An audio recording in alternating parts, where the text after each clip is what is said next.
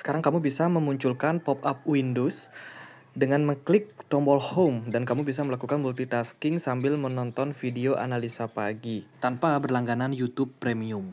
Hai semuanya, gimana kabar kalian? Semoga selalu dalam keadaan baik. Jadi welcome back again di Ande Stone Channel, dan ini adalah segmen analisa pagi, segmen di mana kita akan mengulas untuk update news dan juga pergerakan dari market, khususnya market dari Bitcoin. Teman-teman, selamat datang kembali ya. Hari ini kita berada di tanggal 11 Maret 2025. Kondisi dari market merah kembali, di mana hari ini penurunan lumayan ekstrim terhadap Bitcoin yang sempat turun sekitar 8% dalam 24 jam terakhir. Ada beberapa berita yang memicu penurunan Bitcoin dan altcoin itu banyak yang mengalami penurunan signifikan. Dogecoin turun 22% dalam 24 jam. Terus ada Cardano turun 18%, Solana 15%, BNB agak sedikit strong 6,28% untuk minusnya. Terus XRP turun 12% dan ini mayoritas altcoin semuanya berdarah. Ya, Bitcoin dominance kembali mengalami tren kenaikan. Hari ini naik sekitar 3,68% dan impactnya sangat luar biasa ya, penurunan signifikan terhadap mayoritas altcoin. Mudeng kelihatan agak sedikit hijau 1,388%. P Network masih lanjut turun. Ya itu mayoritas altcoin pada merah teman-teman. Dilihat dari Fear and Greed Index, sekarang kita berada di posisi extreme fear, di mana ya market merespon negatif ya beberapa sentimen berita yang ada pada market, dan ini impactnya adalah kepanikan pada market. Ya benar, teman-teman yang kemarin komen di kolom komentar video kita yang kemarin, itu benar banget. Berita itu nggak penting apakah berita itu adalah berita yang benar dibuat-buat atau enggak. Tapi yang paling penting adalah seperti apa respon dari pasar. Itu. Jadi tujuan saya untuk spill berita-berita yang ada pada market supaya jangan sampai teman-teman terpengaruh juga sama berita, tapi melihat kira-kira psikologi atau dampak psikologi pada market itu seperti apa. Jadi kalau teman-teman menonton video ini, gunakanlah yang namanya eagle view atau view-nya elang. Jangan teman-teman menjadi pihak pertama atau pihak kedua. Jadilah pihak ketiga atau seorang pengamat yang ada di belakang layar, mengamati gimana situasi dari market, mengamati gimana kondisi psikologi dari retail dan juga investor besar. Bagaimana mereka melihat situasi dari market. Seperti itu, alih-alih teman-teman terpengaruh di dalamnya. Jadi ya, perspektif itu perlu buat teman-teman pelajari. Kalau teman-teman belajar untuk menjadi pengamat ya, mengamati situasi, teman-teman akan bisa mendapatkan perspektif orang ketiga. Ya, teman-teman bisa pelajari itu semua di internet. Itu banyak penjelasannya terkait dengan bagaimana kita menjadi seorang pengamat ya. Jadi menggunakan perspektif orang ketiga. Oke, market ketakutan dan ada beberapa sentimen data yang menyebabkan ya kenapa pergerakan dari market cenderung negatif di perdagangan kemarin sampai dini hari tadi.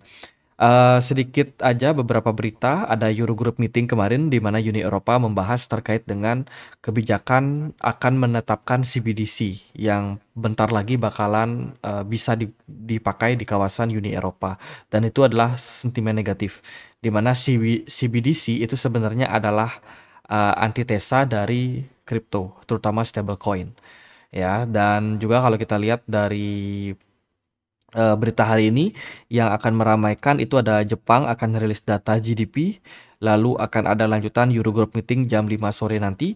Terus di malam harinya ada job opening dari Amerika Serikat dan energy outlook short term. Itu beberapa rilis data yang bakalan sangat penting yang bisa saja mempengaruhi market. Nah teman-teman, aku mau informasikan dulu untuk kalian holder GT token, minimal 1 GT token, teman-teman berpeluang untuk klaim hadiah airdropnya. Caranya gimana? Masuk ke menu earn di sini, kemudian ada hold to earn, teman-teman. Dan teman-teman juga bisa cek di menu launch ya, pilih di menu startup atau launch pool. Di sini teman-teman masuk ke menu holder airdrop. Di sini kalian bisa untuk klaim token-token yang dibagikan oleh airdrop secara gratis. Macam-macam sih, ada GX, ada TRC, ada juga Avery. ya yang bisa teman-teman klaim. Caranya gimana? Bisa klik partisipan now di sini jika teman-teman sudah punya GT token minimal 1 GT token ya. Kalau aku bisa klik yang quick claim aja biar langsung bisa klaim ketiga koin tersebut. Oke, subscribe successfully. Confirm. Nanti tokennya akan langsung otomatis masuk ke wallet pribadi kita di Get.io. Gitu. Jadi buat teman-teman yang pengen daftar Get.io bisa cek link yang ada di kolom deskripsi video ini. Oke, kita lihat liquidation kemarin sekitar 829 juta US dollar.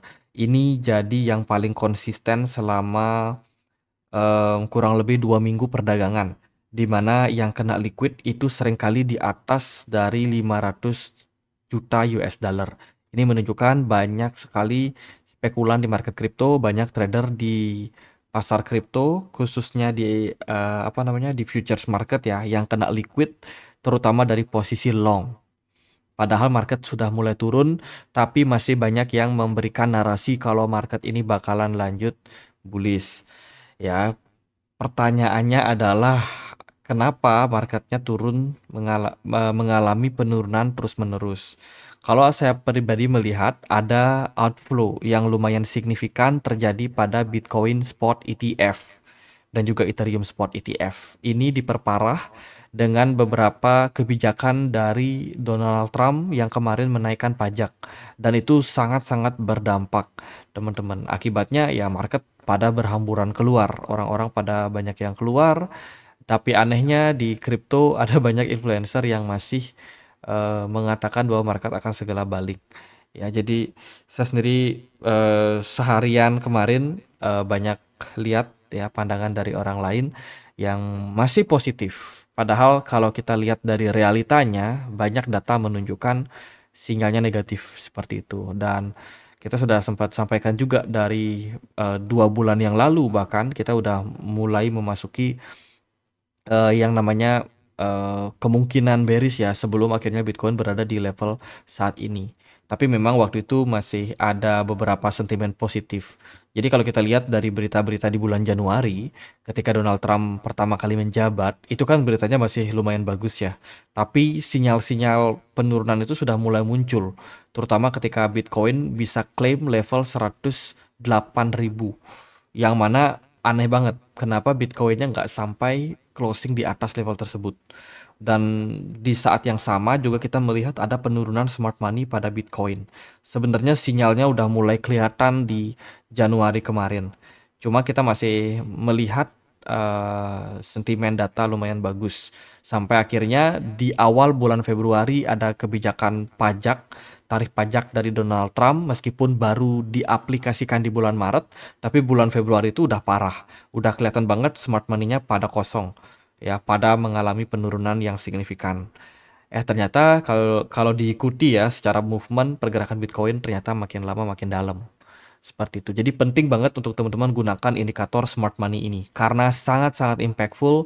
Bahkan ketika narasi positif, jika smart money-nya negatif, maka ini akan menjadi acuan yang sangat besar untuk kita melihat kemana arah market. Gitu. Jadi itu penting banget dipelajari gimana cara menggunakan smart money ini. Karena memang seringkali menjadi indikasi yang cukup valid di market meskipun sinyal yang diberikan itu tidak gamblang, tapi butuh penalaran yang lebih baik, teman-teman. Butuh analisa yang lebih mendalam. Itu outflow negatif ya. Kemarin ada arus keluar sekitar 400 juta US dollar dari Bitcoin Spot ETF. Ini salah satu yang terbesar sejak beberapa bulan terakhir, which is ini negatif. Kemudian dari altcoin performance juga kelihatan divergence dibandingkan dengan Bitcoin. Artinya adalah Bitcoin dominance itu sangat-sangat mendominasi. Ya, bahkan di saat kondisi seperti ini altcoin sinyalnya masih cenderung negatif. Kemudian, nah ini ada berita yang sangat penting datangnya dari Kanada, di mana Perdana Menteri Kanada Mark Carney mengatakan ia akan melanjutkan perang dagang.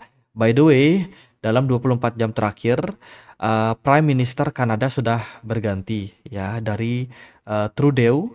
Ya, sebelumnya itu sekarang sudah digantikan oleh Mark Carney, di mana Mark Carney ini memegang jabatan sekelas presiden kalau di Indonesia. Tapi kalau di Kanada pakainya Prime Minister atau Perdana Menteri.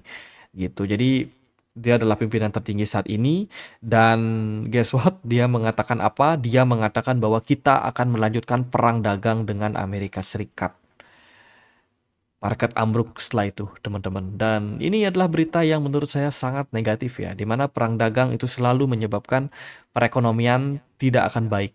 Bahkan ini bisa berlangsung sampai setahun beberapa bulan mungkin, teman-teman. Karena kalau kita lihat dari riwayat sebelumnya di mana perang dagang Cina dan Amerika Serikat di tahun berapa tuh? Di tahun 2018 atau 2019 itu benar-benar berdampak pada lesunya ekonomi. Jadi ya ini akan ada lesu ekonomi lanjutan. Jadi kalau teman-teman berharap kripto akan balik jangka pendek, sepertinya sih melihat dari kebijakan-kebijakan yang ada, nampaknya kita juga harus realistis juga melihat dari market gitu teman-teman. Kemudian Elon Musk kemarin juga mengatakan bahwa platformnya X mendapatkan gangguan yang disebabkan oleh serangan cyber besar-besaran. Twitter bermasalah teman-teman dari segi keamanan, dari segi aktivitas yang ada di balik layar karena kabarnya ada massive attack yang dilakukan di hari Senin kemarin jam 1.25 PM ya, di mana serangan itu menyebabkan banyak sekali pengguna Twitter yang mengalami masalah ya. Hati-hati teman-teman, ada banyak hal-hal yang terjadi di dunia maya yang sangat cepat.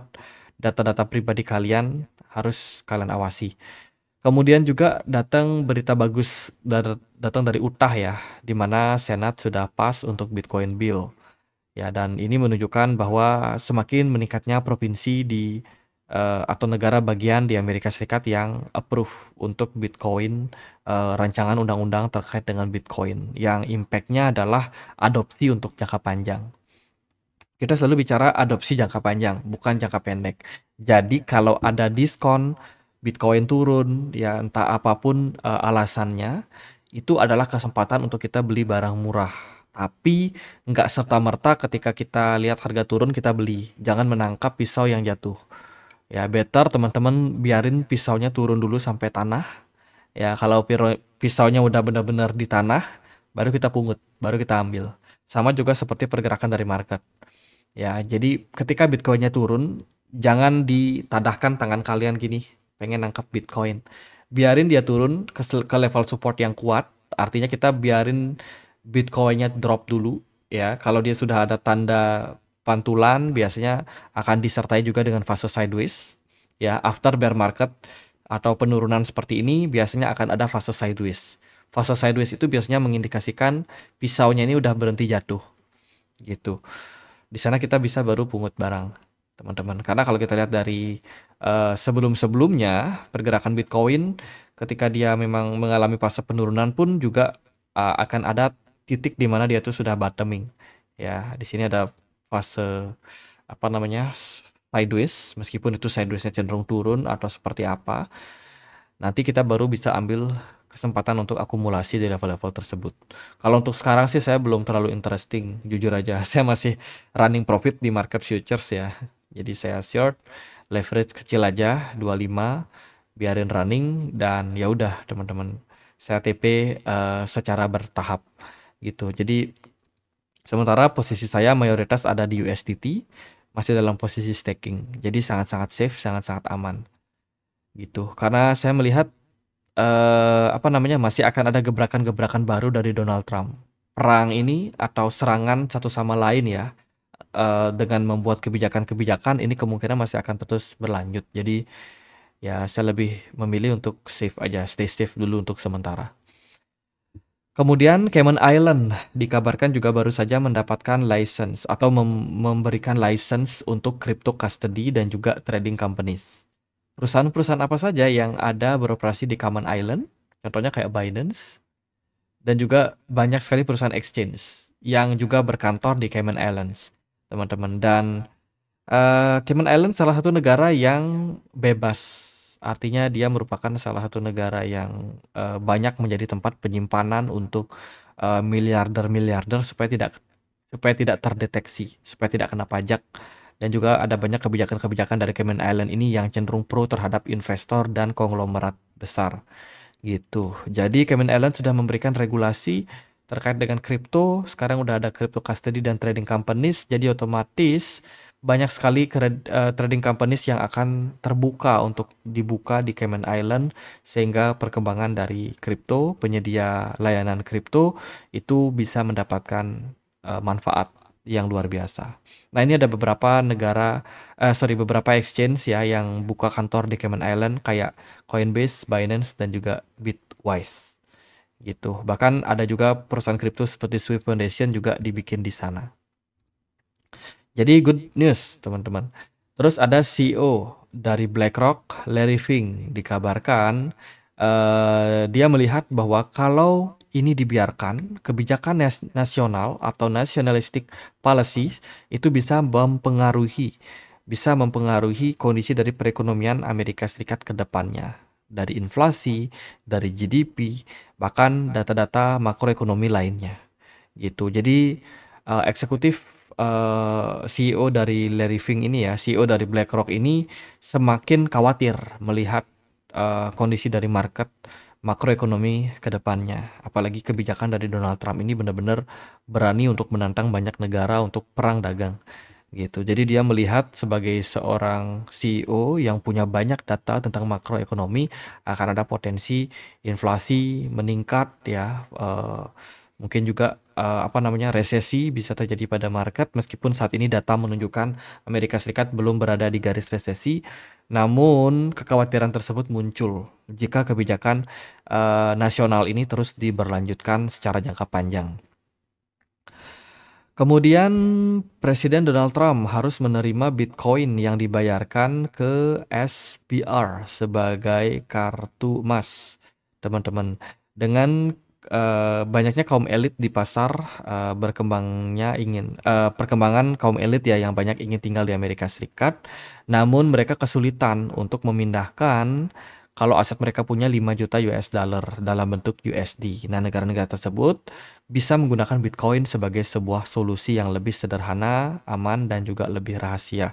Ini dikatakan oleh David Bailey, ya seorang investor, seorang pengamat juga di market kripto yang tentu saja melihat bahwa kripto ini sebagai solusi. Ada beberapa koin yang akan ada unlock di minggu ini, 7 hari ke depan, teman-teman. Ada Eigenlayer, Ethena, APT, Render, XC, Infinity, Mocha, Start, lalu XCN, Say Network, dan juga ARB. Ini unlocknya antara 0,5 sampai dengan 2%, bervariasi. Teman-teman bisa pantau di tokenmiss.ai ya untuk melihat data-data unlock lebih lanjut gitu. Tapi yang pasti token-token unlock ini akan memberikan impact yang negatif untuk koin yang kalian pegang gitu. Kalau kalian pegang beberapa koin ini mungkin akan mendapatkan selling pressure lebih tinggi dibandingkan dengan altcoin yang lain. Kemudian ini adalah data dari Arkham terkait dengan World Liberty Financial. Saat ini World Liberty Financial itu pegang beberapa aset. Yang pertama Ethereum, kedua USDT, Wrapped Bitcoin, lalu ada Tron, ada SETH ya, STETH ini adalah staking it di Lido Finance.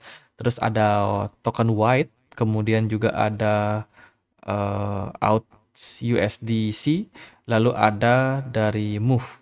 Itu adalah top koin-koin yang dipegang oleh World Liberty, dan ada beberapa pergerakan aset teman-teman yang dilakukan khususnya untuk Ethereum, di mana beberapa kali memang World Liberty ini memindahkan aset mereka ya dari World Liberty wallet ke World Liberty wallet yang lain. Ada apa nih? Ada perpindahan aset yang lumayan signifikan terjadi. Itu. Kemudian masih banyak berita yang lain ya teman-teman. Pertama, ada Uni Eropa mengklaim dukungan Presiden Trump terhadap kripto dapat membahayakan kedaulatan moneter dan stabilitas keuangan dari Uni Eropa. Kemudian digital euro akan launching di Oktober 2025. Nah, ini terkait dengan CBDC dari Uni Eropa. Ini akan menjadi sebuah ya sentimen yang negatif sebenarnya untuk pasar kripto, karena yang namanya blockchain, kripto itu kan terkait satu sama lain. Tapi sekarang negara itu pengen untuk pakai teknologi blockchain-nya aja tanpa menggunakan kripto itu sendiri. Jadi CBDC itu kurang lebih konsepnya seperti itu. Jadi dia menggunakan blockchain. Dia pakai blockchain untuk membuat digital currency central bank ini ya. Tapi dia nggak mau menggunakan kripto, nggak mau pakai project kripto. Apakah itu running di jaringan Ethereum dan lain sebagainya, itu mereka nggak mau, teman-teman. Nah, itu yang menjadi kenapa CBDC itu sebenarnya antitesa daripada kripto itu sendiri. Ibarat teman-teman itu kripto itu ibarat mobil ya, mobil yang pakai bensin. Nah, negara ini cuma mau pakai bensinnya aja, tapi nggak mau pakai mobilnya itu, teman-teman. Jadi ya akibatnya apa? Akibatnya kripto ini lama-lama dia nggak terlalu berguna juga gitu. Makanya itu negatif. Makanya CBDC itu ditolak sama Donald Trump. Ya, jadi ya Uni Eropa punya kebijakan yang berbeda. Dia lebih mendukung CBDC dibandingkan dengan Amerika Serikat yang berani mendukung kripto. Tapi ini responnya lumayan negatif ya terhadap pasar. Kemudian ada salah satu bank, yaitu BBVA. Buat yang suka nonton La Liga mungkin tahu. Ini adalah salah satu bank yang ada di Spanyol. Dikabarkan baru saja dia mendukung untuk regulasi custody service ya, untuk trading and custody service di Spanyol, di mana bank BBVA ini boleh untuk mendukung exchange yang ada di kawasan di kawasan Spanyol ya, untuk memfasilitasi menyediakan layanan terkait dengan kripto, tapi harus di bawah naungan dari MiCA atau Uni Eropa, regulasinya Uni Eropa untuk kripto gitu. Jadi masih ketat juga untuk regulasi di sana. Terus ada Singapura, planning ya, ini masih rencana untuk launching Bitcoin Perpetual Futures di tahun 2025 ini. Ini terkait dengan keterbukaan dari Singapura. Meskipun Singapura ini sebenarnya kebijakannya agak ketat di satu sisi, tapi mereka juga mau membuka diri gitu loh. Tapi ketat, tapi mau membuka diri gitu. Saya juga bingung, teman-teman. Ya kita lihatlah gimana ke depannya. Karena Singapura itu pusat bisnis di Asia Tenggara. Kalau mereka nggak berani terbuka, mereka kehilangan banyak potensial cuan. Kalau mereka terbuka, ya mereka kebijakannya konservatif. Mereka nggak pengen ada suatu masalah pada negara mereka karena sangat-sangat sensitif gitu terkait dengan krisis dan lain sebagainya. Singapura itu sangat-sangat sensitif dan sangat-sangat terdampak gitu. Makanya ya kita lihat aja gimana pemerintah di sana mengambil kebijakan.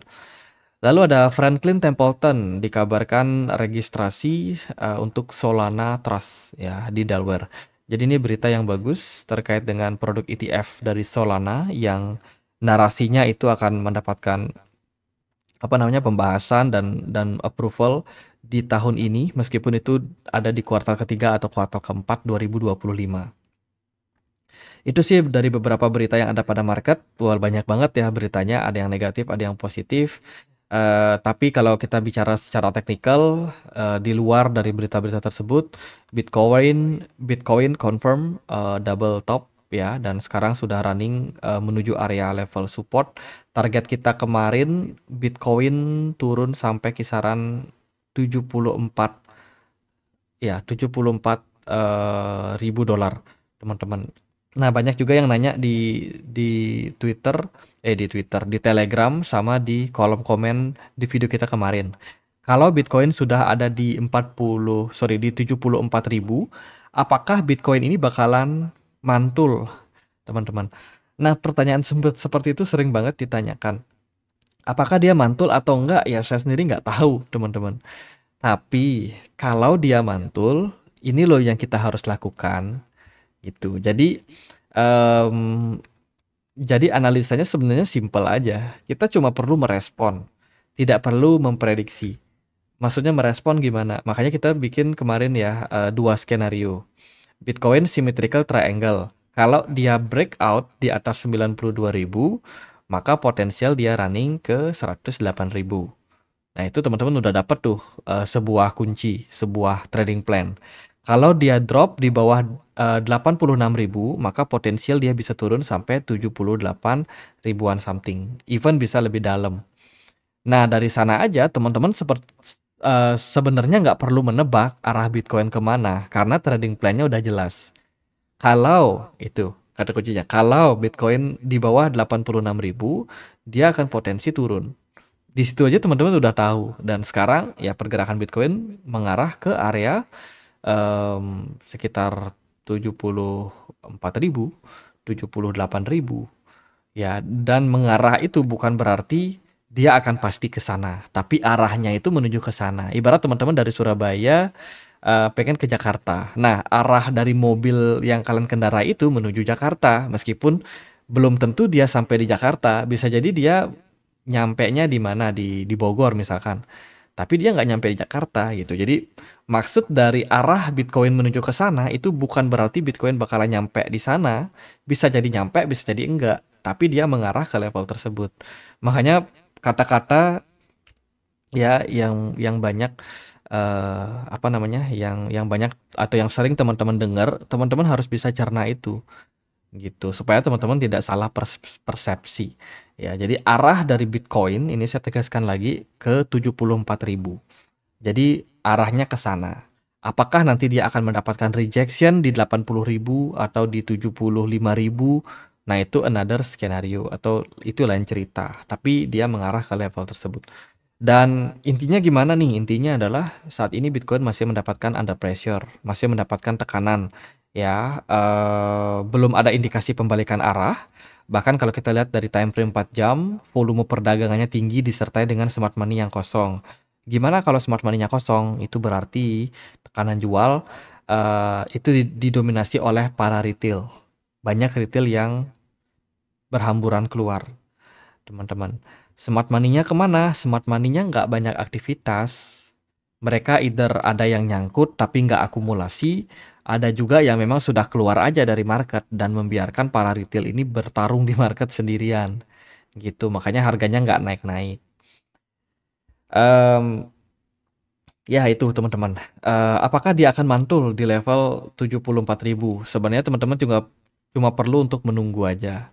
Harganya mencapai level tersebut. Kalau dia sudah berada di level 74.000, baru teman-teman lihat apakah dia ada rejection, apakah ada candle reversal.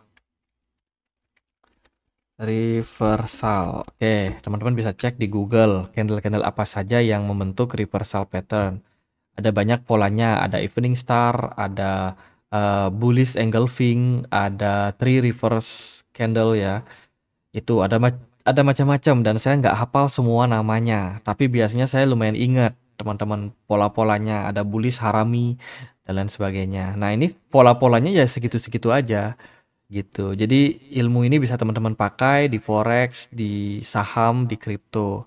Jadi karena saya dulu mantan orang saham, bukan mantan sih, tapi masih trade di saham, saham Indonesia ya. Meskipun juga marketnya cenderung turun sekarang ini, gitu. Tapi ilmu itu bisa saya aplikasikan juga di kripto.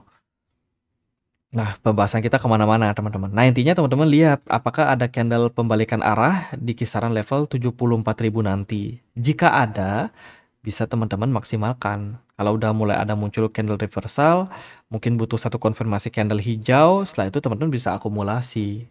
Gitu, barulah kita bisa melihat kenaikan. Tapi kalau teman-teman hanya menebak, wah ini Bitcoin kemungkinan ke level ini, kemungkinan ke level ini, biasanya kita nggak akan berani ngambil action. Gitu, makanya saya mencoba untuk memberikan trading plan untuk kalian. Gitu, saat ini pergerakan Bitcoin masih dalam tekanan ya, dan kebetulan kemarin ada retracement sebentar ya. Ekspektasi saya sih Bitcoin bisa naik ke 85.000, tapi cuma di 83.800 kemarin kita udah mendapatkan rejection ya, dan ya alhasil pergerakan Bitcoin kembali melanjutkan fase penurunan. Dari sini sih jelas struktur dari market ya. Ini higher low, higher low, higher low.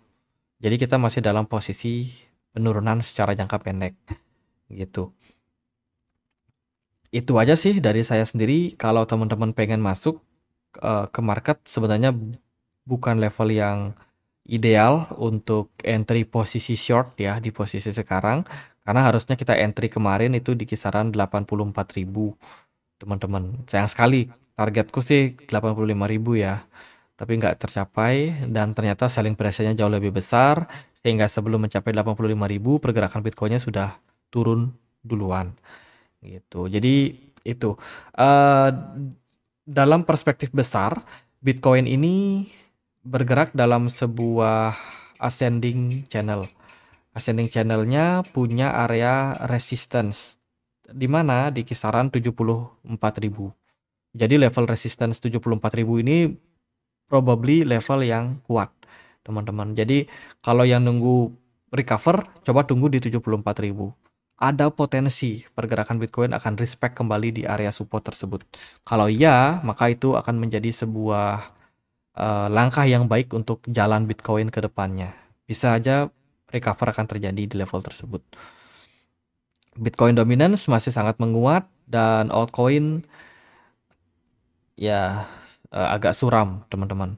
Bahkan Ethereum aku pantau juga dia udah mulai breakdown dari pola ascending triangle ya. Dia udah mulai breakdown. Di beberapa altcoin yang lain kayak Solana pun juga sedang mencoba untuk menembus area support kuat di kisaran 118. Lalu XRP juga eh, semakin kelihatan semakin kelihatan pola head and shoulders yang berpotensi terbentuk pada XRP. Lalu dari Litecoin sendiri sudah turun di bawah 100 ya. Dia juga udah breakdown dari area strong support. Dogecoin sama, sentimennya negatif dan mayoritas altcoin juga sama. Mudeng agak coba berbalik arah nih, teman-teman. Cukup unik ya Mudeng, semoga aja bisa recover, mungkin menjadi sebuah oasis di tengah gurun pasir. Oke, itu aja sih. Saya nggak terlalu banyak komen untuk harga. Intinya adalah untuk saat ini saya masih santai aja lihat market. Kalau teman-teman baru masuk ke market kripto, mungkin ada yang sangkut dan lain sebagainya. Apakah teman-teman harus cut loss atau tidak? Saya tidak bisa jawab karena setiap orang punya trading plan-nya masing-masing. Setiap orang punya profil resikonya masing-masing.